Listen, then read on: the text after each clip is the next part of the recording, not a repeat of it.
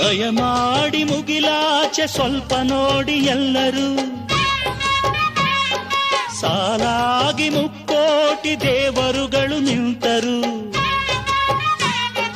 ದೇವತೆ ಈ ದೇವತೆ, ಈ ದೇವತೆಯ ಚೆಲುವ ನೋಡಲು, ಈ ಮಾಯಗಾತಿ ನಗುವ ಕಲಿಯಲು. ನೋಡಲಿವಳು ಹುಣ್ಣಿಮೆ, ಬಿರಿಯಲಿವಳು ನೈದಿಲೆ, ಚಿಗುರು ಮಾವು ಬಯಸಿದೆ, ಒಳಗೆ ಕುಹೂತನಿಯಿದೆ. ಏನಿದು ಏನು ಮೋಜಿದು, ಏನಿದೇನು ಮೋಜಿದು.